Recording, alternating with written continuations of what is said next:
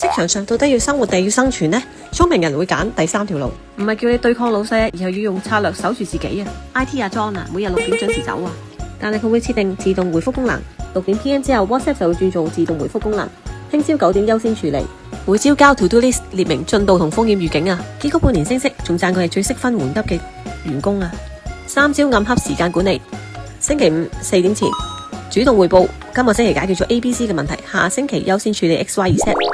潛台詞係我唔 OT， 但進度快過你預期啊。第二就係緊急過濾器啦，教識老細分級數，急事情即刻 call， 重要是 email， 其他放 Teams 嘅 WhatsApp 群，你接 call 嘅次數會神秘減少 50% 啊。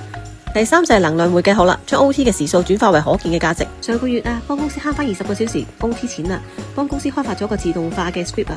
真正嘅職場自由係準時收工，仲會俾人覺得可靠啊。打工仔嘅終極叛逆係用高效率逼到個老細守你規矩啊。我係 Helen， 聽日試下 To Do List， 留言話我知效果啊。